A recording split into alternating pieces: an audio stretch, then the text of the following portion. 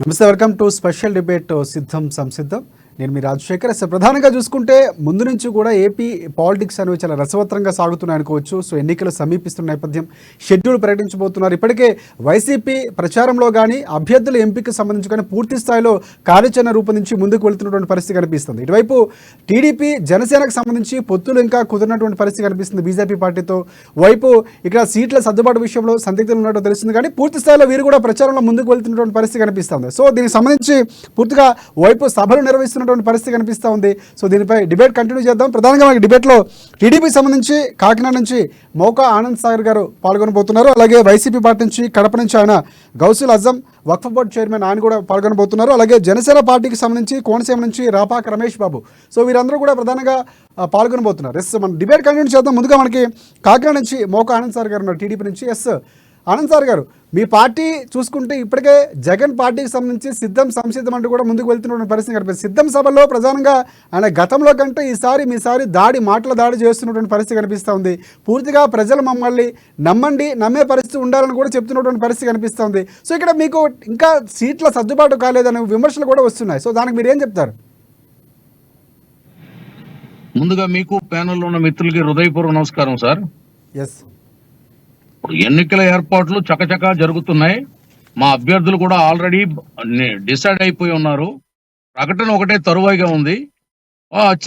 ఆయన సిద్ధం అంటూ విడతల వారీగా వాళ్ళ అభ్యర్థులు ప్రకటిస్తా ఉన్నాడు. కుండ మార్పులు చేస్తా ఉన్నాడు.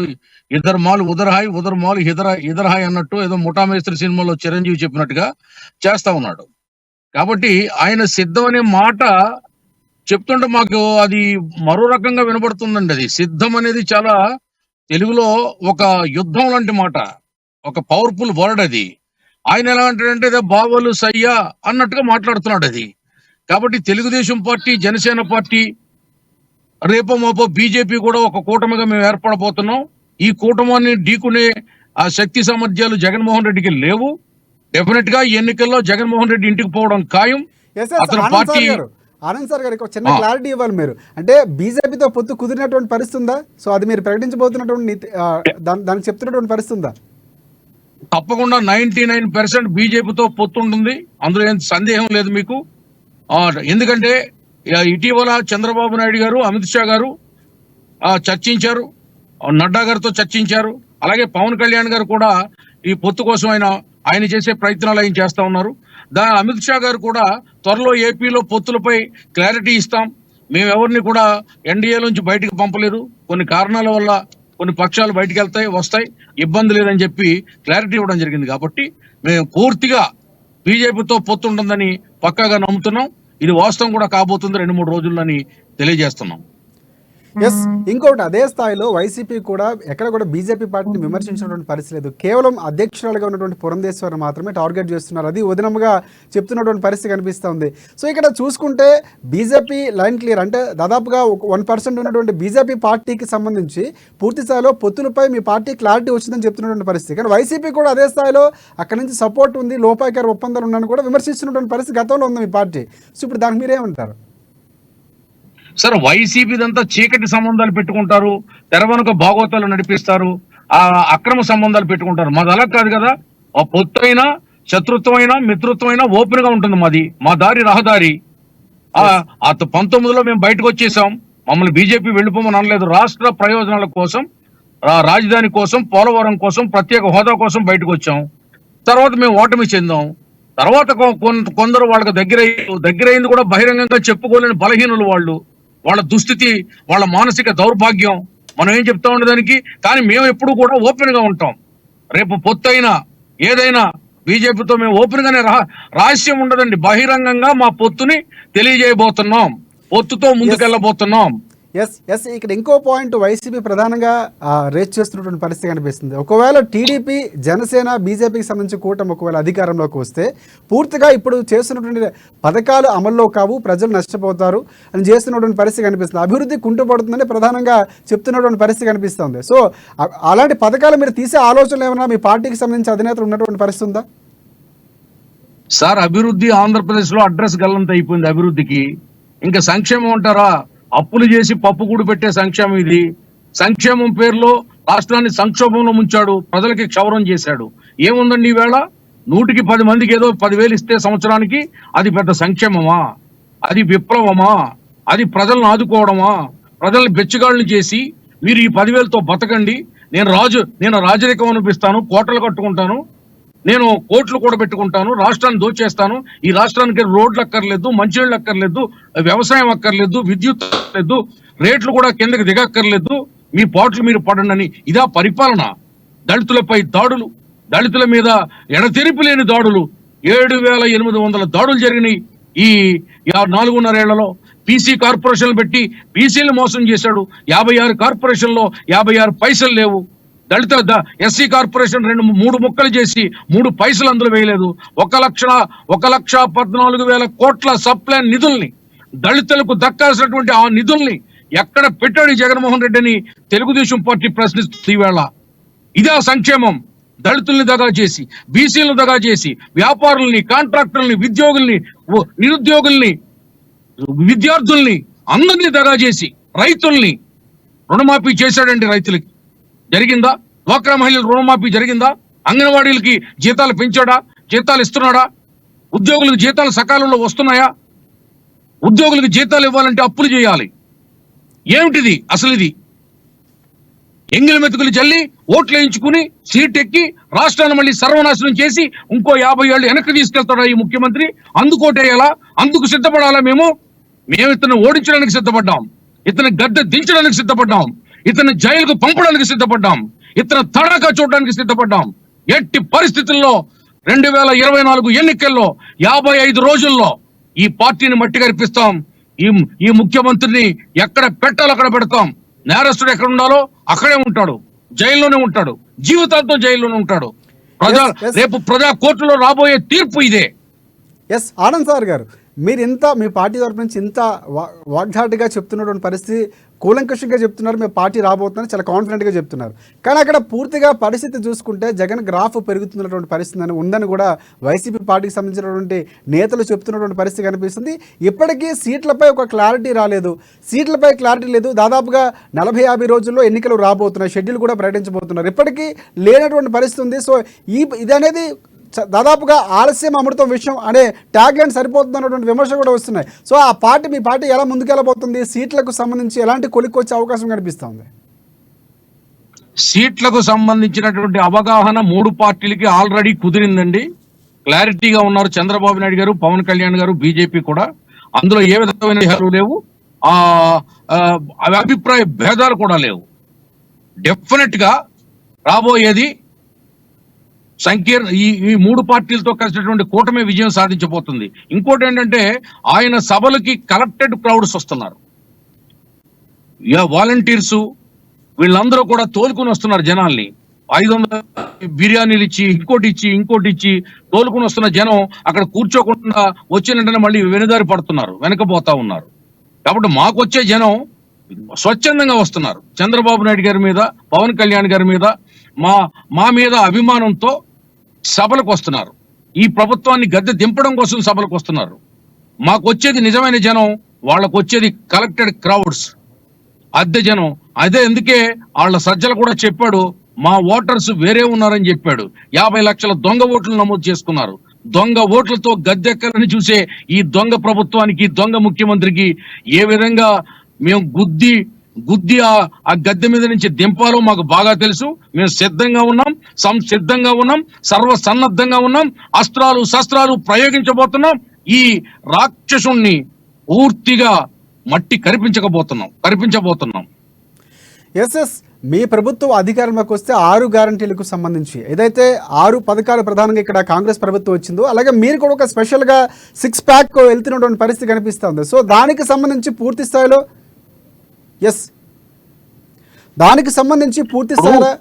ఎలా వెళ్ళబోతుంది మీ పార్టీ?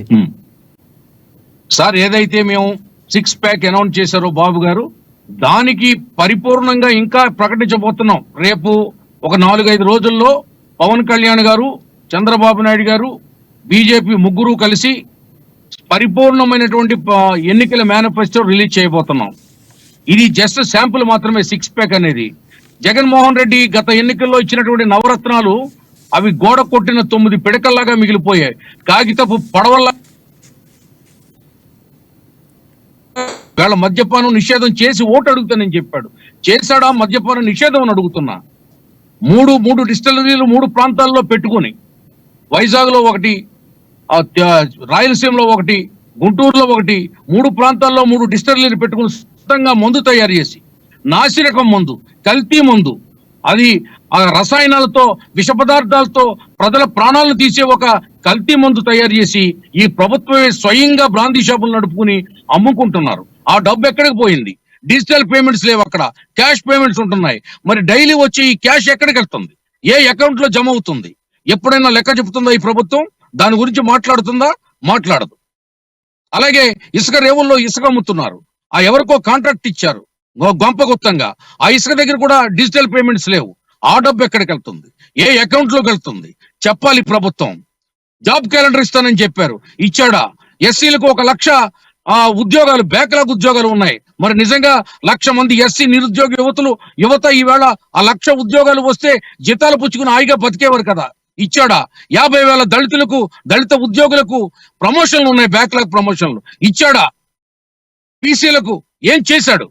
ఈ రాష్ట్రంలో 45 సంవత్సరాలకే దళిత మహిళలకి పింఛన్ ఇస్తానని చెప్పాడు, ఇచ్చాడా? ఏ మాట నిలబెట్టుకున్నాడు? 2021కే పోలవరం పూర్తి చేస్తానని చెప్పాడు, పూర్తి చేశాడా? 23 మంది ఎంపీలు తీసుకుని ఆ ప్రత్యేక హోదా తెచ్చాడా? ఈవేళ రాజధానిలో బిల్డింగులకి పన్ను కడుతున్నాడు. మరి అక్కడ గ్రాఫిక్ అని చెప్పాడు, అది శ్మశానం అని చెప్పాడు, ఎడారని చెప్పాడు, కమరావతి అని చెప్పాడు. కళ్ళబొల్లు కబుర్లు చెప్పి పింక్ డైమండ్ చంద్రబాబు నాయుడు దొంగిలించాడని చెప్పి, 6 లక్షల కోట్ల అవినీతి చేశాడని చెప్పి, ఎంపైర్ ఆఫ్ కరప్షన్ ని బుక్ చేసి ప్రజల్ని వంచి దళితులతో కపటపు చుట్టరికం కలుపుకుని మేనమామనని చెప్పి తప్పుడు కథలల్లి తప్పుడు మాటలు చెప్పి ఇతను అన్యాయంగా గద్దెనెక్కాడు, అభూత కల్పనతో గద్దెనెక్కి రాష్ట్రాన్ని సర్వనాశనం చేశాడు. రోడ్లు ఉన్నాయి రాష్ట్రంలో, చెప్పండి. రైల్వే ట్రాక్ వస్తున్నాయి రాష్ట్రంలో కొత్తగా. విద్యా వ్యవస్థకు సంబంధించి వైసీపీ ప్రభుత్వం చాలా స్టాండ్ తీసుకుంది. పేదలు ఎవరైతే ఉన్నారో వారికి పక్షపాతిగా వెళ్తున్నటువంటి పరిస్థితి కనిపిస్తుంది. ఆ దిశగానే మేము పథకాలు ప్రవేశపెడుతున్నాం, అలాగే వెళుతున్నటువంటి పరిస్థితి ఉందని వైసీపీ చెప్తుంది. ఇంకోటి ప్రధానంగా ఈ మధ్యన జగన్మోహన్ రెడ్డి వచ్చిన తర్వాత విమర్శలు చేస్తున్నటువంటి ఇంగ్లీష్ భాషపై మీ పార్టీకి సంబంధించి ప్రధానంగా విమర్శలు చేశారు. కానీ ఆయన నా భాషపై విమర్శలు చేస్తున్నప్పుడు కూడా పిల్లల యొక్క భవిష్యత్తు అద్భుతంగా ఉండాలి అనే ఒక ధోరణితో వెళ్తున్నాం, విప్లవాత్మకమైనటువంటి మార్పులు తీసుకొస్తున్నాం విద్యా వ్యవస్థలో అని చెప్తున్నటువంటి పరిస్థితి కనిపిస్తుంది. సో దానికి మీరేమంటారు? ఈ రాష్ట్రంలో ఉన్న యూనివర్సిటీల్లో తన సొంత మనుషులు పెట్టుకుని యూనివర్సిటీలన్నీ కొలాప్స్ చేశాడు. జూనియర్ కాలేజీల్లో లెక్చరర్లందరినీ తగ్గి ఆ అధ్యాపకులందరినీ అన్యాయం చేశాడు. ఏముందండి? ఇంగ్లీష్ మీడియం ఎప్పుడు లేదు చెప్పండి మీరు? తెలుగుదేశం హయాంలో ఇంగ్లీష్ మీడియం లేదా? కాంగ్రెస్ హయాంలో ఇంగ్లీష్ మీడియం లేదా? కొత్తగా ఇంగ్లీష్ మీడియం ఉంటుంది. తెలుగు అనేది మాతృభాష, ఆప్షనల్ గా ఉండాలని తెలుగుదేశం పార్టీ చెప్పింది. వాడు ఇంగ్లీష్ చదవాలో, హిందీ చదవాలో, తెలుగు చదవాలో స్టూడెంట్ నిర్ణయించుకుంటాడు. ఆ ఆప్షన్ ఇమ్మని మేము అడిగాం, ఆ అవకాశం ఇమ్మని మేము అడిగాం తప్ప ఇంగ్లీష్ మీడియాన్ని ఎవరు వ్యతిరేకించడం ఇతను కొత్తగా తెస్తే కదా మేము వ్యతిరేకించడానికి. ఇంగ్లీష్ మీడియం ఆల్రెడీ ఉంది. స్వాతంత్రం వచ్చిన దగ్గర నుంచి, రాక పూర్వం నుంచి కూడా ఇంగ్లీష్ మీడియం అనేది మన స్కూల్లో ఉంది. ఉన్నదేదో ఈయన తెచ్చారంటాడేటండి. 2,000 రూపాయలు పింఛను చంద్రబాబు నాయుడు గారు పెంచితే ఈయన 1,000 రూపాయలు పెంచడానికి 5 ఏళ్ళు పట్టింది. 250 రూపాయలు చొప్పున ఇన్స్టాల్మెంట్ బేసిస్ లో. విద్య గురించి ఈయన మాట నాడు నేడు అని పెట్టి రాష్ట్రంలో 45,000 స్కూల్స్ ఉంటే 15,000 స్కూల్లోనే నాడు నేడు ఇంప్లిమెంట్ అయ్యింది. మిగతా స్కూల్లో నాడు నేడు నిధులు లేవు. ఆ 15,000 స్కూల్లో కూడా రంగులేసి, నాసిరకం రంగులేసి ఏదేదో అది కట్టితే ఈవేళ అక్కడ బాత్రూములన్నీ పాడైపోయాయి, ఫ్యాన్లు తిరగట్లేదు, పిల్లలకి ఇచ్చిన బ్యాగులు 4 రోజులకే చిరిగిపోతున్నాయి, ఆ షూస్ 15 రోజులకే పాడైపోతున్నాయి, ఆ సాక్స్లు అయితే 2 రోజులకే చిరిగిపోతున్నాయి. ఏం పుస్తకాలు ఇస్తున్నారో తెలియట్లేదు, ఏం పాఠ్యాంశాలు పెడుతున్నారో తెలియట్లేదు. దారుణంగా తయారైపోయింది విద్యా వ్యవస్థ. అక్కడ భోజనాల్లో పురుగులు, అంగన్వాడీ పిల్లలకి ఇచ్చేట్లో పాము కళేబరాలు, అస్థిపంజరాలు, నాసిరకం బియ్యం, నాసిరకం ఆహార పదార్థాలు. ఇవ్వండి, ఇది సంక్షేమమా? ఇది పరిపాలన అంటారా? దీన్ని ప్రభుత్వం అంటారా? దీన్ని దగాకోరుతనం, ప్రజల్ని వంచడం. ఈయనైతే పంచపక్ష ప్రమాణాలు తింటాడు. ఈయన బాత్రూమ్ కి కోట్ల రూపాయలు ఖర్చు పెట్టి కట్టుకుంటాడు. లండన్ లో, ఢిల్లీలో, చెన్నైలో, తమిళనాడు, కర్ణాటకలో, హైదరాబాద్ లో, వైజాగ్ లో కోటలు నిర్మిస్తాడు. హోటల్లో బాత్రూమ్లకే కోట్లు ఖర్చు పెడతాడు, కమ్మోడికి 6 కోట్లు ఖర్చు పెడతాడు, ట్యాప్కి 6 లక్షలు ఖర్చు పెడతాడు. ఏమిటండి ఇది? మా పేదవాడికి సెంటు పట్టా భూమి ఇచ్చాడు. ఎక్కడిచ్చాడు? శ్మశానాల్లో ఇచ్చాడు, సముద్రం వారిని తీర ప్రాంతాల్లో ఇచ్చాడు, అడవుల్లో ఇచ్చాడు, ఆవ భూముల్లో ఇచ్చాడు, మునిగిపోయే ప్రాంతాల్లో, లోతట్టు ప్రాంతాల్లో ఇచ్చాడు. దీన్ని సంక్షేమం అంటారా? ఈ సంక్షేమానికి చిత్తశుద్ధి ఉందా? త్రికరణ శుద్ధి ఉందా? కోరుతనం. ఇంకోటి ప్రధానంగా ఆనంద్ సాగర్ గారు, ఇప్పుడున్నటువంటి పరిస్థితుల్లో వైసీపీ పార్టీకి సంబంధించి మీరు ప్రధానంగా కొన్ని విమర్శలు చేస్తున్నారు. సొంత తల్లిని చెల్లిని చూసుకున్నటువంటి మనిషి రాష్ట్రాన్ని ఏం చూస్తారని. కానీ ఇక్కడ పూర్తిగా వైసీపీ పార్టీకి వెళ్ళినటువంటి సందర్భంలో అంటే కాంగ్రెస్ పార్టీ పిసిసిగా అయిన తర్వాత షర్మిలాకి సంబంధించి ఆల రామకృష్ణారెడ్డి మంగళగిరి నుంచి వెళ్ళినటువంటి పరిస్థితి, మళ్ళీ తిరిగి వచ్చే అవకాశాలు కనిపిస్తున్నటువంటి పరిస్థితి ఉంది అంటున్నారు. సో దానికి మీరేమంటారు? అదేనండి, ఇప్పుడు వాళ్ళ పార్టీ ఎలా ఉందంటే కాలిపోతున్న ఇల్లులాగా ఉంది వైసీపీ పార్టీ, మునిగిపోతున్న ఓడలాగా ఉంది వైసీపీ పార్టీ. ఆ పార్టీలో ఉండడానికి ఎవరికి మనస్కరించడం లేదు. ఎప్పుడు బయటకు వద్దామని చూస్తున్నారు. రేపు నోటిఫికేషన్ వచ్చిన తర్వాత టోటల్ గా పార్టీ ఖాళీ అయిపోతుంది. ఎందుకంటే మొట్టమొదట ఎమ్మెల్యే సీటు మార్చాలన్నా, సీఎం సీటు మార్చాలన్నా మొట్టమొదటి వ్యక్తి జగన్మోహన్ రెడ్డి. కానీ అతను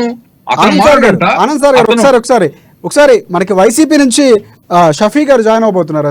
షఫీ గారు నమస్తే, ప్రధానంగా చెప్పండి మీ పార్టీకి వైసీపీ నుంచి షఫీ గారు. ఎస్ షఫీ గారు, ప్రధానంగా ఇక్కడ ఉన్నటువంటి పరిస్థితి చూసుకుంటే సిద్ధమని మీరు వెళ్తున్నటువంటి పరిస్థితి కనిపిస్తుంది, సంసిద్ధమని ఇక్కడ టీడీపీ జనసేన కూడా అంటున్నటువంటి పరిస్థితి కనిపిస్తూ ఉంది. సో ఏంటి అసలు ప్రధానంగా మీ పార్టీ వ్యూహాలు ఎలా ముందుకు సాగబోతున్నాయి? ప్రధానంగా చూసుకుంటే ఈసారి మేము రాబోతున్నాం, కూటమిలో రాబోతున్నాం చాలా పగడ్బందీగా చాలా గంటాపదంగా చెప్తున్నటువంటి పరిస్థితి కనిపిస్తూ ఉంది. సో మీ పార్టీ ఎలాంటి వ్యూహాలతో వెళ్ళబోతుంది?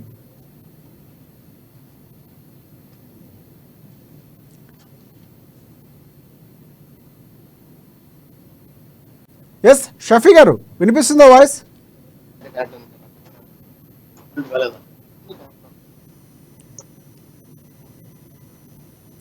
ఎస్ షఫీ గారు, మీ పార్టీకి సంబంధించి స్టాండ్ సిద్ధమని వెళ్తున్నటువంటి పరిస్థితి కనిపిస్తుంది. అదే స్థాయిలో మీకు కూటమి ఎదురు కాబోతుంది, త్వరలోనే మీరు ఇంటికి వెళ్ళబోతున్నారు, ఫ్యాన్ రెక్కలు విరిగిపోతున్నటువంటి వ్యాఖ్యలు చేస్తున్నారు. సో ఏం చెప్తారు?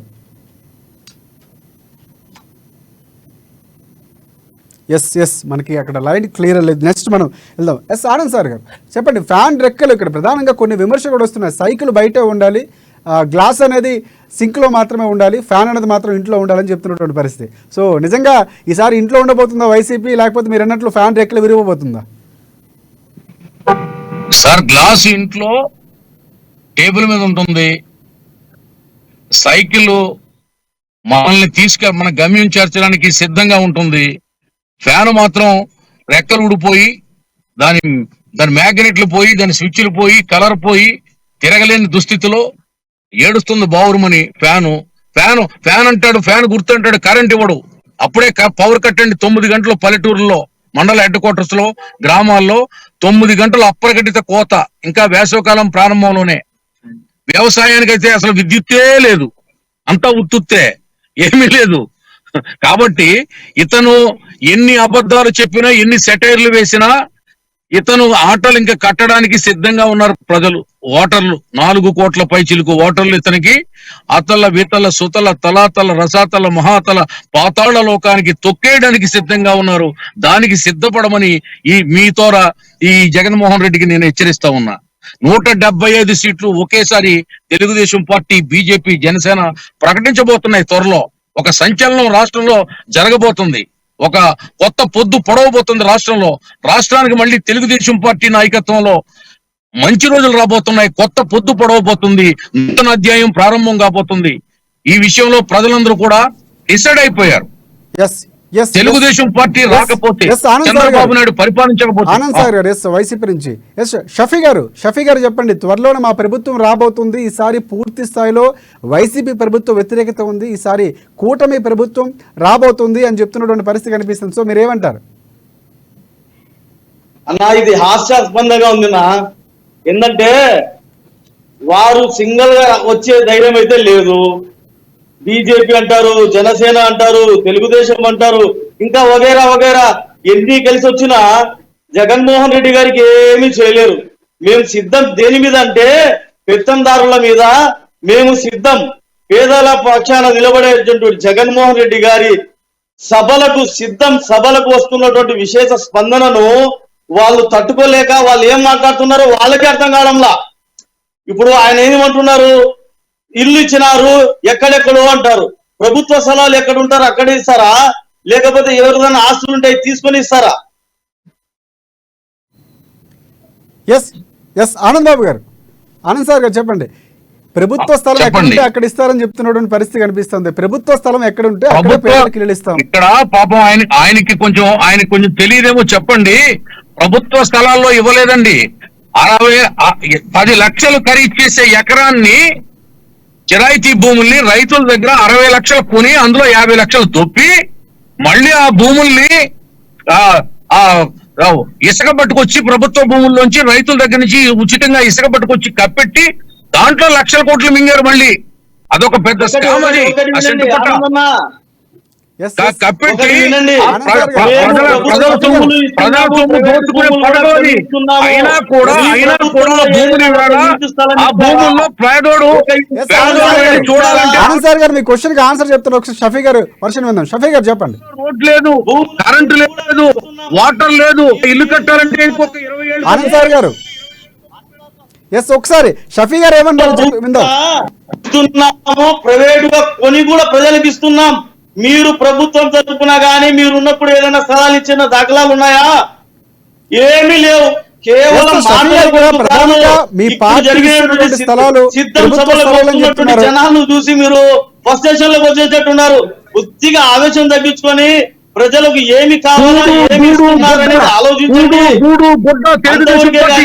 మీరు ఏదో 10 మంది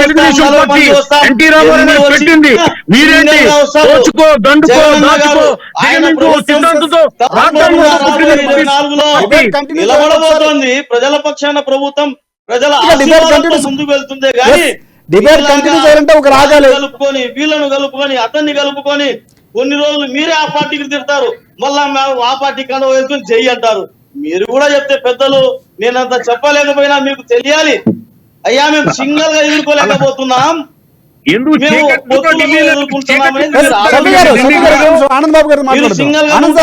మందికి ఇప్పుడు దాకా ఎన్ని టికెట్లు డిక్లేర్ చేయగలిగారు? ఆనంద్ సార్ గారు వర్షం వినాక మళ్ళీ మీరు మాట్లాడతారు. ఆనంద్ సార్ గారు చెప్పండి. జగన్మోహన్ రెడ్డి ఢిల్లీ కొన్ని 100 సార్లు వెళ్ళాడు. ఎప్పుడైనా రాష్ట్రం కోసం ఏమన్నా తెచ్చాడా? అక్కడి నుంచి రాష్ట్రానికి ఏమన్నా చేశాడా? ఒక్క పథకం తెచ్చాడా?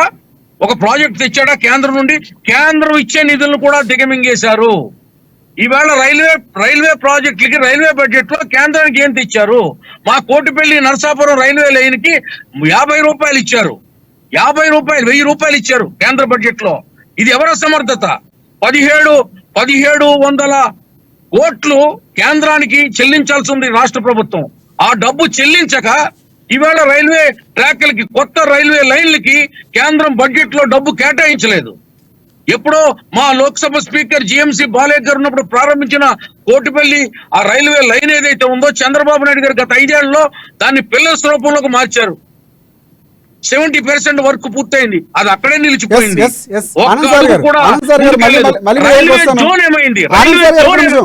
ఒక్క నిమిషం మీ దగ్గరికి వద్దాం. జనసేన పార్టీ నుంచి నాగమానస్ గారు మనకి జాయిన్ అవబోతున్నారు. నాగమానస్ గారు చెప్పండి, అసలు ఈసారి పూర్తిగా రాజకీయాలు మారబోతున్నాయి. కొత్త ప్రభుత్వం, ప్రజాప్రభుత్వం కావాలి, కేవలం ప్రజలకి మంచి చేసే ఉద్దేశంతోనే పొత్తులో వెళ్తున్నామని చెప్తున్నటువంటి పరిస్థితి జనసేన అధినేత పవన్ కళ్యాణ్. సో నాగమానస్ గారు చెప్పండి, అంటే మీ పార్టీకి సంబంధించి పొత్తులపై ఇంకా సీట్ల సర్దుబాటు రానటువంటి పరిస్థితి కనిపిస్తుంది. సో మీరు ఎలాంటి విధానంతో వెళ్ళబోతున్నారు? పూర్తిగా వైసీపీని ఎదుర్కోవడానికి పొత్తులో భాగంగా ఉన్నటువంటి పరిస్థితి కనిపిస్తుంది. మీరు ఎక్కడెక్కడ సీట్లు ఆశిస్తున్నటువంటి పరిస్థితి, పూర్తి స్థాయిలో సీట్లపై ఒక క్లారిటీ వచ్చినటువంటి పరిస్థితి ఉందా? అందరికీ నమస్కారం అండి. మరి ఈ రోజు ఈ సిద్ధం సంసిద్ధంలో ఖచ్చితంగా జగన్మోహన్ రెడ్డి గారికి ప్రజలు రెడీగా ఉన్నారు, చాలా సంసిద్ధంగా కూడా ఉన్నారు. ఎందుకంటే ఈ రోజు రాజకీయాలు మార్పు అనేది ఖచ్చితంగా ప్రజలు నిర్ణయిస్తున్నారు. మీరు చేసే విధానం ప్రజలు ఖచ్చితంగా ప్రభుత్వం చూస్తున్నారు. మరి అనేది మా అధినాయకుడు ఎందుకు పెట్టుకున్నారంటే, ఫస్ట్ ఆఫ్ ఆల్ ఈ ఆంధ్ర రాష్ట్ర పరిపాలన పట్టుకోవాలి, ఖచ్చితంగా ప్రజలకు మంచి పరిపాలన ఇవ్వాలి అని చెప్పని మరి వైఎస్ఆర్సీపీ నాయకులు మాట్లాడుతున్నారు. పోటీ చేస్తున్నాం అది ఇది అని చెప్పని నేను సింగిల్ గా పోటీ చేసి ఇప్పుడు ఈ ఆంధ్ర రాష్ట్రాన్ని ఎంత అప్పులు తొక్కేసి నాశనం చేసి పడేశారో ప్రజలందరూ చూస్తున్నారు. మరి సీట్ల విషయంపై ఒక క్లారిటీ ఆల్రెడీ అప్పుడే మరి మా అధినాయకుడు పవన్ కళ్యాణ్ గారు, అలాగే తెలుగుదేశం పార్టీ నాయకుడు మరి అధినేత చంద్రబాబు జరిగింది. నాగమానస్ గారు ప్రధానంగా జనసేన పార్టీ టీడీపీ పార్టీతో వెళ్ళడానికి కొంతవరకు ఇబ్బంది పడుతుంది, సీట్లకు సంబంధించి పూర్తి స్థాయిలో క్లారిటీ రాలేదని వైసీపీ ఆరోపిస్తున్నటువంటి పరిస్థితి కనిపిస్తుంది. సీట్లలో మీరు ఎక్కడైతే ఆశిస్తున్నారో ఆ స్థాయిలో మీకు టీడీపీ సీట్లు ఇవ్వట్లేదు అన్నటువంటి పరిస్థితి ఉంది, అందుకే జాప్యం చేస్తున్నారు, ఇంతవరకు సీట్లు ప్రకటించలేదని ప్రధానమైన ఆరోపణ వైసీపీ నుంచి వినిపిస్తుంది. అది అంతా ఫేక్ అండి. ఎందుకంటే వైసీపీ ప్రభుత్వానికి వణుకు అనేది బయలుదేరింది, భయం పట్టుకుంది. కాబట్టి వాళ్ళు ఏదో ఒకటి చెప్పాలి కదా, ఏదో ఒకటి మాట్లాడుకోవాలి కదా. కాబట్టి టీడీపీ జనసేన కావాల్సింది కూడా సీట్లు అనేది ఇదంతా తప్పు. మా అధినాయకుడు ఎన్ని సీట్లు అన్నది మాకు ముందు ప్రధానం కాకపోయినా గెలుస్తాం. జనసేన టీడీపీ ప్రభుత్వం స్థాపించబోతున్న 2024 వైసీపీ వాళ్ళు సిద్ధంగా ఉంటుంది ముందు. ఎస్ ఒక నిమిషం నాగమానస్ గారు మళ్ళీ మాట్లాడదాం. షఫీ గారు చెప్పండి, ప్రధానంగా మీ బూటకపు హామీలపై బహిరంగ సభకు సద్దం, ఏదైతే జగన్మోహన్ రెడ్డి వ్యాఖ్యలకు సంబంధించి అభివృద్ధి జరగదు, ప్రభుత్వం టీడీపీ ప్రభుత్వం ఒకవేళ వస్తే కనుక పూర్తి స్థాయిలో అభివృద్ధి కొనసాగించదు, సో ప్రజలకు మేలు జరగదు, ఈ పథకాలు కొనసాగించదని చెప్పినటువంటి పరిస్థితి జగన్. సో ఇదే నేపథ్యంలో అభివృద్ధి సంబంధించి పూర్తిగా విధ్వంసం చేస్తున్నటువంటి పరిస్థితి ఉంది. సో దానికి సంబంధించి బహిరంగ చర్చకు సిద్ధమని ఇటువైపు టీడీపీ అధినేత చంద్రబాబు సవాల్ విసిరినటువంటి పరిస్థితి కనిపిస్తుంది. సవాల్ స్వీకరించి ముఖ్యమంత్రి జగన్మోహన్ రెడ్డి వచ్చి సవాళ్లు ప్రతిఘటించి ప్రజల ముందుకు వచ్చి వాదించే అవకాశాలు కనిపిస్తున్నాయా? అసలే ప్రజల పక్షాన పోరాడకుండా వెళ్ళిపోయినటువంటి నాయకులు మన చంద్రబాబు నాయుడు గారు, ఆయన గురించి మేము మాట్లాడడం కన్నా ప్రజలు బాగా సంసిద్ధమై ఉన్నారు. ఇది చివరి ఎలక్షన్, చివరిగానే ఉంటారు. సవాల్ విసిరినటువంటి సవాల్ మీరు స్వీకరిస్తున్నారా? క్లియర్ గా లేదు. షఫీ గారు చంద్రబాబు నాయుడు గారు ఇచ్చినటువంటి సవాల్ ఏదైతే ఉందో ప్రజల ముందుకు వచ్చి అభివృద్ధిపై విధ్వంసంపై చర్చకు సిద్ధమని చెప్తున్నటువంటి పరిస్థితి, మీరు సవాల్ స్వీకరిస్తున్నారా? హలో ఎస్ షఫీ గారు, మీ వాయిస్ క్లియర్ గా వినిపిస్తుంది. హలో ఎస్ చెప్పండి. లైన్ సౌండ్ డబుల్ వస్తుంది నాకు వినపడంలో సరిగ్గా. Fine voice clear. Yes headset పెట్టుకోండి, ఇయర్ ఫోన్స్ ఉంటే మీరు పెట్టుకొని యూజ్ చేసుకోవచ్చు. ఓకే నేను చూస్తాను, వాయిస్ క్లియర్ గా రావడం లేదు. ఓకే రైట్ ఈ లోపు మీరు అడ్వాన్స్ పెట్టుకోండి. ఎస్ ఆనంద్ సార్ గారు చెప్పండి. ఎస్ సవాల్ ఇస్తున్నటువంటి చంద్రబాబు నాయుడు సవాల్ ఇస్తున్నటువంటి పరిస్థితి కనిపిస్తుంది. సో సంసిద్ధం విధ్వంసం, సో ఏంటి అసలు ప్రధానంగా అభివృద్ధిపై చేసేటువంటి పరిస్థితి ఉందని చంద్రబాబు నాయుడు సవాల్ ఇస్తున్నట్టు, సవాల్ స్వీకరించడానికి సిద్ధంగా ఉన్నటువంటి పరిస్థితి ఉందా వైసీపీ నుంచి? ఎక్కడ చావులు ప్రదర్శిస్తున్నప్పుడు ఆరిపోయే ముందు పెద్దగా ప్రకాశిస్తుంది. వాళ్ళ సభలైనా వాళ్ళ మాటలైనా అవే గోచరిస్తున్నాయి. వాళ్ళ ఒంట్లో కొంతమంది నేతలు అవసరం లేదు, మా నాయకులు సరిపోతారు, కార్యకర్తలు సరిపోతారు అభివృద్ధిపై మాట్లాడడానికి అంటున్నారు. సో దానికి ఏమంటారు మీరు? సార్ వాళ్ళకి నాయకులు ఎక్కడ ఉన్నారు, కార్యకర్తలు ఎక్కడ ఉన్నారు? వాలంటీర్లు ఉన్నారు. వాలంటీర్లతో ఆయన ఎలక్షన్ వాలంటీర్లు ఎలా కంట్రోల్ చేయాలో, కట్టడి చేయాలో, ముట్టడి చేయాలో ఆ బూతుల్లో మేము ఏం చేయాలో అది చేస్తాం. వీళ్ళ ఆట వీళ్ళ తడాకా చూస్తాం. 2014 రిపీట్ కాబోతుంది. వీళ్ళ ఆటలు సాగవు. ఇంకోటి ఇక్కడ ప్రధానంగా చూసుకుంటే కుర్చీని మడతపెట్టి, అంటే సినిమాలో ఎంత ఫేమస్ అయిందో సాంగ్, ఇక్కడ రాజకీయాలు ఏపీ పాలిటిక్స్ కూడా అదే స్థాయిలో దాన్ని వినియోగిస్తున్నటువంటి పరిస్థితి కనిపిస్తుంది. షర్టు మడత పెట్టండి, చీపురు తిరగేయండి, మొత్తం అన్ని కూడా ఆ స్థాయిలో ఓట్లు వేయండి, గెలిపించండి అని చెప్తున్నటువంటి పరిస్థితి జగన్ కనిపిస్తూ ఉంది. సో మీరు కూడా అదే స్థాయిలో విమర్శలు ప్రతిదాడి చేస్తున్నటువంటి పరిస్థితి కనిపిస్తూ ఉంది. సో ఏంటి అసలు కుర్చీ మడత పెట్టడంపై ఎందుకు అంత ఇంట్రెస్ట్ చూపించినటువంటి పరిస్థితి ఉంది? కుర్చీ మీద కూర్చోవలసిన వ్యక్తి లేనప్పుడు మడత పెట్టకపోతే ఏం చేస్తారండి ప్రజలు? కనకపు సింహాసనము మీద సునకపు కూర్చుండబెట్టినాడు.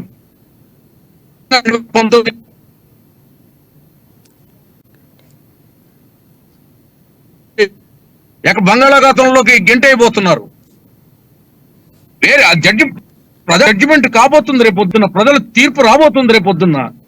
ఎస్ సీఎం సీటును మడతపెట్టి చంద్రబాబు నాయుడు గారికి బంగారు పళ్ళులో పెట్టి ప్రజలు ఇవ్వడానికి సిద్ధంగా ఉన్నారు. ఈ జగన్మోహన్ రెడ్డిని మడతపెట్టి బంగాళాఖాతంలో తోసేయబోతున్నారు, లేదా తిహార్ జైలులోకి తీసుకెళ్లబోతున్నారు. ఎస్ ఎస్ ఇక్కడ ఇంకొక విషయం మాట్లాడాలి. ప్రధానంగా బీజేపీ పార్టీకి సంబంధించి పొత్తుపై వస్తే కనుక ఎక్కడెక్కడ సీట్లు ఇచ్చే అవకాశం కనిపిస్తుంది? ఎందుకంటే సీట్లకు సంబంధించి బీజేపీ ఇప్పటికే విష్ణువర్ధన్ రెడ్డి కొన్ని వ్యాఖ్యలు కూడా చేశారు. ఇక్కడ ముఖ్యమంత్రి బీజేపీ పార్టీ వాళ్ళు అయితే మాత్రమే మేము పొత్తుకెళ్తామని కొన్ని చేసినటువంటి పరిస్థితి కనిపిస్తుంది. సో ఇలాంటి వ్యాఖ్యలు ఏ విధంగా చూడాలి? ఇప్పుడు పొత్తులో మీరు వెళ్తున్నటువంటి పరిస్థితి కనిపిస్తుంది. ఇక్కడ ఆంధ్రప్రదేశ్ సంబంధించిన నాయకులు చేసినటువంటి వ్యాఖ్యలు సో రాష్ట్ర స్థాయిలో ఉన్న నాయకులకి, అక్కడ కేంద్రంలో ఉన్న నాయకులకి సరిపోతున్నటువంటి పరిస్థితి ఉందా? రాష్ట్ర నాయకులు లేదండి, పొత్తులకి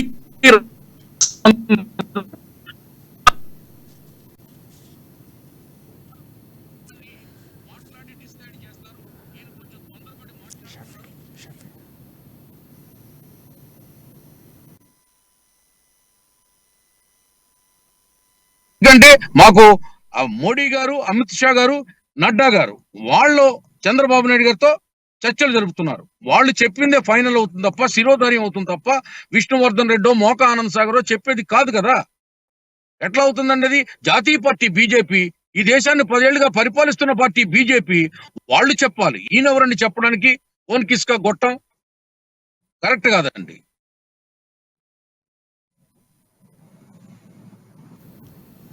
ఎస్ ఎస్ షఫీ గారు, ఎస్ బీజేపీ పార్టీతో మీరు ఎలా ముందుకు వెళ్ళబోతున్నారు? బీజేపీతో పూర్తి స్థాయిలో బీజేపీ ఏ పథకం ప్రవేశపెట్టినా విజయసాయిరెడ్డి గారి లేకపోతే సీఎం జగన్ గారి అనుకూలంగా ఉన్నటువంటి పరిస్థితి కనిపిస్తుంది. ఇప్పుడు పొత్తుల నుంచి మీరు బయటికి వచ్చినటువంటి పరిస్థితి ఉందా, లేదా లోపాగారి ఒప్పందంతో ఉన్నటువంటి పరిస్థితి కనిపిస్తుందా? కేంద్రం సపోర్ట్ కోరుకుంటామని చెప్పినటువంటి పరిస్థితి ఉంది. ఎక్కడ కూడా కేంద్రం నుంచి ఒక్క రూపాయి కూడా తీసుకురాలేదని టీడీపీ ప్రధానంగా ఆరోపిస్తున్నటువంటి పరిస్థితి కనిపిస్తుంది. ఈసారి ఒంటరిగా పోటీ చేస్తున్నది, బయటకు చెప్తున్నటువంటి మాట అయినా కూడా మోదీ దగ్గర వెళ్ళే పరిస్థితులు ఉన్నాయి. మోదీని ప్రసన్నం చేసుకునే ప్రయత్నాలు కూడా గతంలో జగన్మోహన్ రెడ్డి చేసినటువంటి పరిస్థితి ఉంది. సో దానికి సంబంధించి మీరు ఏమంటారు?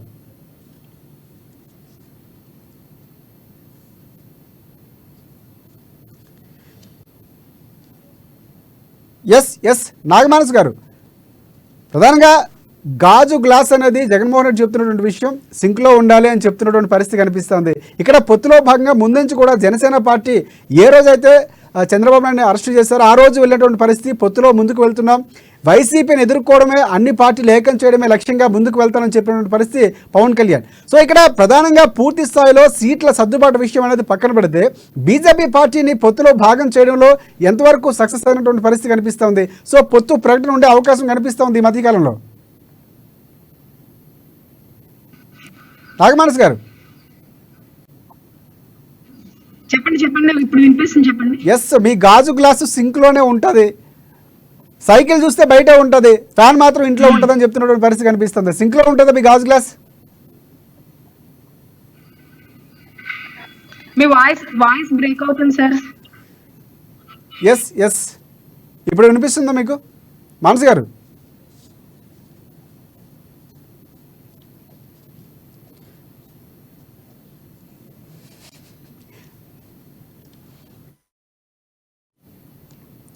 ఎస్ ఎస్, ప్రధానంగా టీడీపీకి సంబంధించి ఆనంద్ సాగర్ గారు, ఎస్ చెప్పండి. ఇక్కడ ఇంకొకటి ప్రధానంగా పూర్తి స్థాయిలో గతంలో ఆయన ప్రసంగాల్లో చూసుకుంటే, ఇప్పుడు 3 జరిగినటువంటి సిద్ధం సభలో చూసుకుంటే కేవలం ప్రభుత్వం చేసినటువంటి పనులు చెప్పడానికి మాత్రమే ఎక్కువగా మొక్కు చూపించినటువంటి పరిస్థితి. సరే, ఈసారి పూర్తిగా విమర్శించడానికి 40% వరకు జగన్మోహన్ రెడ్డి దృష్టి సారించినటువంటి పరిస్థితి కనిపిస్తుంది. ప్రజలు నమ్మండి, మళ్ళీ మేము వస్తేనే మీకు అభివృద్ధి జరుగుతుందని చెప్తున్నటువంటి మాటలు కనిపిస్తున్నాయి.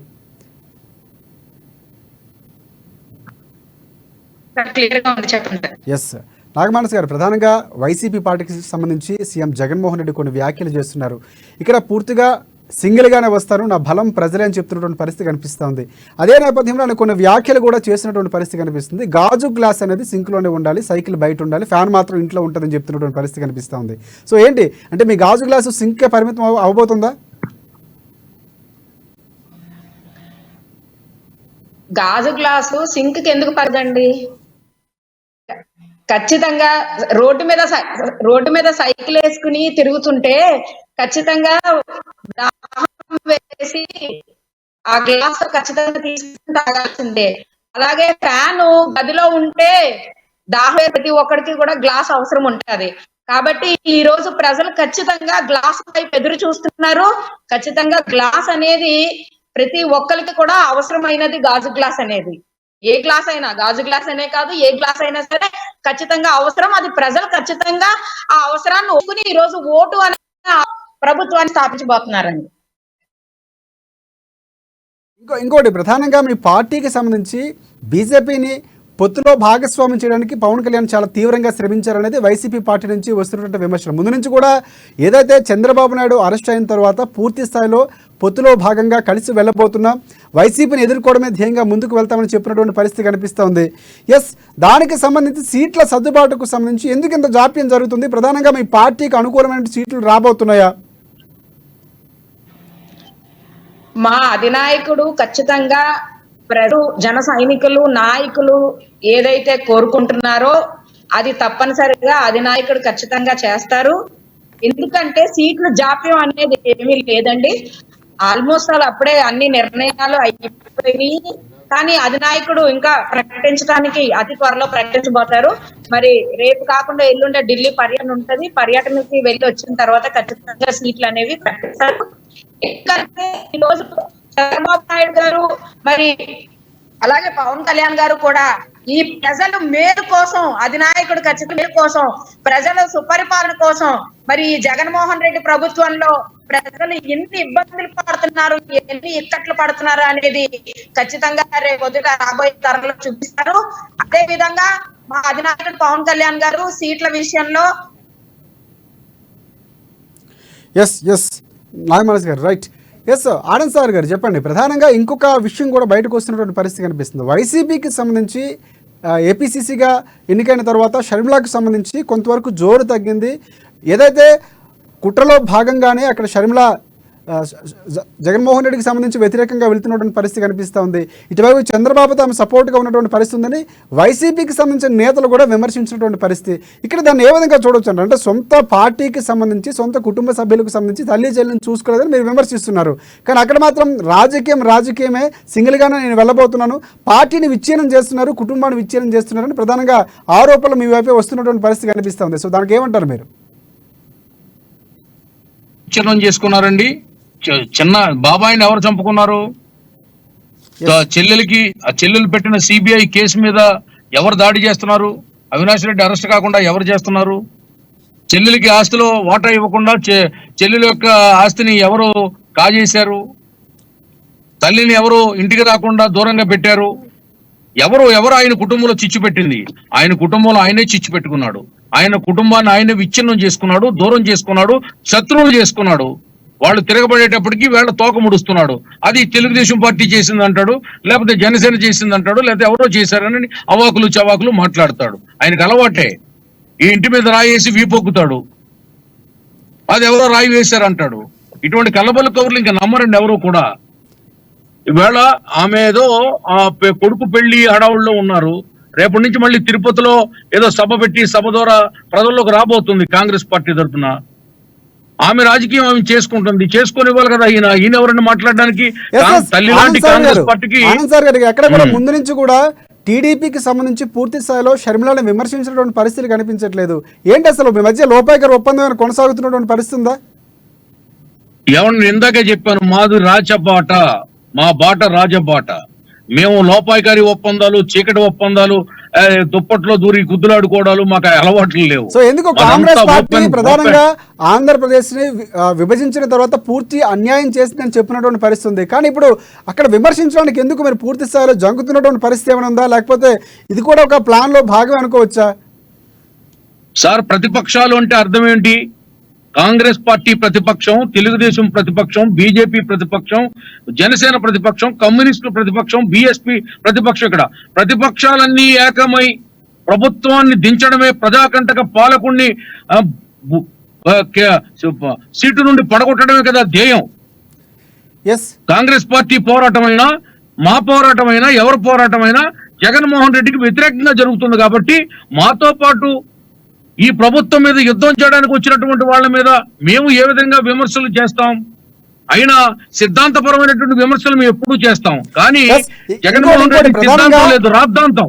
ఏదైతే ఇప్పుడు కాంగ్రెస్ పార్టీకి వ్యక్తిగత కాంగ్రెస్ విమర్శలు పార్టీకి దిగుతున్నాడు. సంబంధించి ఆనంద్ సార్ గారు ఒకటి కాంగ్రెస్ పార్టీకి సంబంధించి పీసీసీగా వ్యవహరించిన తర్వాత షర్మిలాకి సంబంధించి అదే షర్మిల గతంలో వైసీపీ పార్టీ నుంచి మీ పార్టీపై విమర్శలు చేసినటువంటి పరిస్థితి, ప్రజా సంకల్ప యాత్రలో పూర్తి స్థాయిలో చంద్రబాబు నాయుడిని టీడీపీ పార్టీని కూడా ఆమె విమర్శించినటువంటి పరిస్థితి ఉంది. సో ఈసారి ఆమె కాంగ్రెస్ పార్టీ నుంచి రావటం అనేది మీకు విమర్శించడానికి ఎక్కడ తావు దొరకట్లేదా, లేకపోతే పూర్తిగా మీరు చెప్తే ప్రతిపక్షాలన్నీ ఏకమవుతున్నాయంటే ఇది కూడా ఒక రాజకీయంలో వెళ్తున్నటువంటి పరిస్థితి ఉందా జగన్మోహన్ రెడ్డి ఎదుర్కోవడానికి? సార్, రాజకీయాల్లో శాశ్వత శత్రువులు శాశ్వత మిత్రులు ఉండరని చెప్పి దావరాజర్స్ గారు ఎప్పుడో 40 ఏళ్ల క్రితం చెప్పారు. ఇప్పుడు షర్మిల అనే ఆవిడ కాంగ్రెస్ పార్టీ చీఫ్ అయింది రాష్ట్రానికి. ఈ రాష్ట్రంలో ప్రభుత్వంలో ఎవరున్నారు? వాళ్ళ అన్న ఉన్నాడు. అన్నకు వ్యతిరేకంగా కాంగ్రెస్ పార్టీ తరఫున ఆమె పోరాడుతుంది. ఆమె పోరాటం ఆమె చేస్తుంది. మా పోరాటం మేము చేస్తున్నాం. మేము ఓడిపోయిన మన్నాడు నుండి మొదలు పెట్టాం. మా పోరాటం మేము చేస్తున్నాం. మా పోరాటానికి దగ్గరగా ఆమె పోరాటం ఉంది కాబట్టి ఆమెను అనాల్సినటువంటి అవసరం మాకు లేదు. ఎందుకంటే కాంగ్రెస్ పార్టీకి ఇక్కడ 19 ఎన్నికల్లో 3 లక్షల ఓట్లు వచ్చాయి. ఈసారి ఎన్ని వస్తాయో మేము చెప్పలేం కదా. అంత కాంగ్రెస్ పార్టీ ఈవేళ మాకు పోటీ కాదు, మాకు సాటి కాదు. ఇంకోటి ఎస్ ఆనంద్ సార్ గారు, ఇక్కడ ప్రధానంగా కాంగ్రెస్ పార్టీకి సంబంధించి ఆళ్ల రామకృష్ణ లాంటి కొంతమంది నేతలు వచ్చారు. ఆయన మళ్ళీ వైసీపీకి వెళ్ళబోతున్నటువంటి పరిస్థితి ఉంది. సో పూర్తి స్థాయిలో జగన్ వ్యూహం పనిచేస్తున్నటువంటి పరిస్థితి కనిపిస్తుంది. సో ఇక్కడ ఈ నేపథ్యంలోనే ఒకవేళ మీరు ఏదైతే కూటమిగా జగన్మోహన్ రెడ్డి ఓడించాలని కూటమి అవుతున్న నేపథ్యంలో ఓట్ల చీలికుంటే కనుక మీ కూటమికి బలం తగ్గే అవకాశం కూడా కనిపిస్తుంది కదా కాంగ్రెస్ పార్టీ నుంచి ఒకవేళ ఓట్లు చీలితే కనుక? ఓటు చీలికంటూ జరిగితే అది వైసీపీ ఓటు మాత్రమే చీలిపోతుందండి. ప్రభుత్వ వ్యతిరేకంగా ఉన్నటువంటి ఓటు ఏది కూడా చీలిపోదు. దానికి వేయాలనుకున్న వాళ్ళు ఎవరన్నా ఉంటే ఆ ఓటు ఎవరన్నా చీల్చుకుంటారు తప్ప ప్రభుత్వ వ్యతిరేక ఓటు మాకు తప్ప వేరే వాళ్ళకి రాదు రాదు రాదు. మా ఓటు మాకు ఈవేళ స్టేట్ లో 40% ఓటు బ్యాంక్ మాకు ఉంది. అది ఇంకొక 20% పెరిగే అవకాశాలు ఉన్నాయి. షర్మిల వల్ల నష్టపోయేది వైసీపీ. ఏదైతే క్రిస్టియన్ మైనార్టీ ఓటు బ్యాంక్ ఉందో ఆ ఓటు బ్యాంక్ అంతా కూడా షర్మిల వైపు వచ్చే అవకాశాలు చాలా వరకు ఉన్నాయి. కాబట్టి ఆ వైసీపీ నుండి కాంగ్రెస్ పార్టీకి గణనీయంగా ఓటు బ్యాంకు షిఫ్ట్ కాబోతుంది, పెరగబోతుంది గ్రాఫ్, కాంగ్రెస్ గ్రాఫ్. అంటే రాబోయే రోజుల్లో వైసీపీ కాలగర్భంలో కలిసిపోయి షర్మిల నేతృత్వంలో కాంగ్రెస్ ప్రతిపక్ష స్థానంలోకి రావచ్చేమో ఒక 10 ఏళ్లకో 15 ఏళ్లకో. ఈ ఎలక్షన్ లో వైసీపీ ఓడిపోతుంది. ఓడిపోయిన తర్వాత వైసీపీ పార్టీ వ్యానిష్ అయిపోతుంది. లక్ష్మీ పార్వతి పార్టీ ఏ విధంగా మట్టి కొట్టుకుపోయిందో కాలగర్భంలో కలిసిపోయిందో అదే విధంగా వైసీపీ పార్టీ 2024 మే నెల తర్వాత ఈ రాష్ట్రంలో కనిపించదు. మక్కలో పుట్టి పొబ్బలో చచ్చినట్టుగా ఆ పార్టీ కనుమరుగైపోతుంది. గాలిలో ధూళిలో కలిసిపోతుంది ఆ పార్టీ. ఒక్కడ కూడా ఆ పార్టీలో ఉండి పనిచేసే పరిస్థితి ఉండబోదని బద్దలు కొట్టినట్టు మీకు నేను చెప్తా ఉన్నా. రైట్. జనసేన సంబంధించిన నాగమానస్ గారు ప్రధానంగా సూపర్ 6తో ముందుకు వెళ్ళబోతున్నామని చెప్తున్నటువంటి పరిస్థితి కనిపిస్తుంది. టీడీపీకి సంబంధించి నారా లోకేష్ కొన్ని వ్యాఖ్యలు కూడా చేశారు. సూపర్ 6లో భాగంగా ఏదైతే పథకాలు పెట్టారో ఆ పథకంలో జనసేనకు సంబంధించినటువంటి ప్రతిపాదన ఉన్నటువంటి పరిస్థితి ఉందా? సో ఆ నేపథ్యంలోనే కూటమిగానే ఉమ్మడిగానే ఆ సూపర్ 6ని ప్రవేశపెట్టినటువంటి పరిస్థితి ఉందా? ఇంకా ఉమ్మడి మేనిఫెస్టో అనేది కదండి. అప్పుడు దాంట్లో భాగంగా అవి కలిపి జనసేనలో ఉన్నవి టీడీపీలో కూడా కలిపి సూపర్ 6 లో అవకాశాలు ఖచ్చితంగా ఉన్నాయి. జనసేన కూడా అందులో భాగస్వామ్యం ఉందా? ఎస్ నాగమానస్ గారు, సూపర్ 6 ఏదైతే చెప్తున్నారో లోకేష్ చెప్తున్నటువంటి సూపర్ 6లో మీరు చెప్పినటువంటి పథకాలు లేకపోతే ప్రజారంజకమైనటువంటి అంశాలు పరిగణలోకి తీసుకొని సూపర్ 6 నిర్ణయించారా, లేకపోతే కేవలం టీడీపీకి సంబంధించినటువంటి సూపర్ 6 కన్నా భావించారా?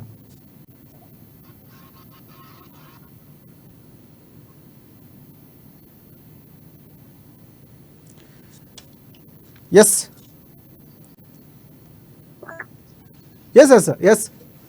ఆనంద్ సార్ గారు, సూపర్ 6కు సంబంధించి టీడీపీ మేనిఫెస్టో సూపర్ 6 ముందుగానే మీరు ఇందాకే చెప్పారు. సూపర్ 6 అనేది కేవలం శాంపుల్ మాత్రమే. ఇంకా పథకం పూర్తి స్థాయిలో మేనిఫెస్టో రాబోతుంది, ప్రజారంజకంగా ఉండబోతుంది, అన్ని వర్గాల ప్రజలకు కూడా అనుకూలంగా ఉండబోతుందని చెప్పారు ఇందాకే. సో ఇక్కడ సూపర్ 6 అనేది కేవలం టీడీపీ సంబంధించినటువంటి అస్త్రమా లేకపోతే ఉమ్మడి అస్త్రమా? దానికి ఏం చెప్తారు మీరు?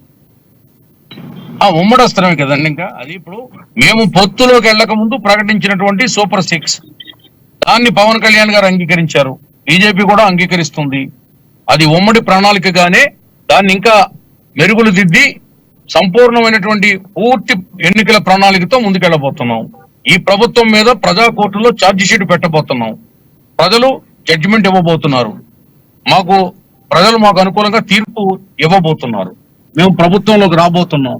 రైట్ ఫైనల్ గా రాష్ట్రాన్ని- ఆనంద్ సార్ గారు ఫైనల్ గా టికెట్లకు సంబంధించి కొలిక్కి వచ్చిందని మీకు 2 పార్టీలకు సంబంధించి జనసేనకు సంబంధించి కానీ మీరు కానీ చెప్తున్నటువంటి పరిస్థితి కనిపిస్తుంది. ఈ మధ్య కాలంలో ఎప్పటిలోగా వచ్చే అవకాశం కనిపిస్తుంది పూర్తి స్థాయిలో, ఎందుకంటే ఎన్నికలు సమీపిస్తున్న వేళ ఆలస్యం అమృతం విషయం అనేది ప్రధానంగా టీడీపీ జనసేనకు సంబంధించిన పొత్తులపై ప్రజల నుంచి వస్తున్నటువంటి రాజకీయ విశ్లేషకుల నుంచి వస్తున్నటువంటి విమర్శ. సో దాన్ని మీరు ఎదుర్కోవాలి, పూర్తిగా జగన్మోహన్ రెడ్డి ఎదుర్కోవాలనుకుంటే ప్రజా వ్యతిరేక ఓటుని చీల్చాలంటే ముందుగానే వెళ్లాల్సిన అవసరం ఉంది. సీట్లకు సంబంధించి ఎప్పటిలోగా కొలుక్కొచ్చే అవకాశం కనిపిస్తుంది, దానికి సంబంధించిన క్లారిటీ ఇవ్వగలరా? సార్, నిన్నగాక మొన్న తెలంగాణలో జరిగిన ఎన్నికల్లో క్యాండిడేట్లను ఎప్పుడు ఇచ్చాయండి పార్టీలు? రేపు నామినేషన్ తుది గడువు ఉంది అనగా ఆ రాత్రి ఇచ్చారు చాలా చోట్ల. అలాగే క్యాండిడేట్లను చెప్పడానికి చాలా టైం ఉంది. దాని గురించి ఆందోళన పడట్లేదు, వెంగపడట్లేదు, భయపడట్లేదు. ఎప్పుడు ఇచ్చినా సర్వసన్నద్ధంగా సకల శక్తులతోటి, అస్త్రాలతోటి, శస్త్రాలతోటి తెలుగుదేశం పార్టీ శ్రేణులు, జనసేన శ్రేణులు, బీజేపీ శ్రేణులు సిద్ధమై ఉన్నారు. Right thank you Anand sir గారు. టీడీపీ నుంచి ఆనంద్ సార్ గారికి, అలాగే వైసీపీకి సంబంధించి షఫీ గారికి, అలాగే జనసేన నాగమనస్ గారికి డిబేట్లో పాల్గొన్నందుకు అందరికీ ధన్యవాదాలు. ఇది ఇవాల్టి స్పెషల్ డిబేట్ సిద్ధం సంసిద్ధం. రేపటి మరొక పాయింట్తో డిబేట్లో మళ్ళీ పాల్గొందాం. అంతవరకు చూస్తూనే ఉండండి అమా న్యూస్, నిజం కోసం జనం కోసం.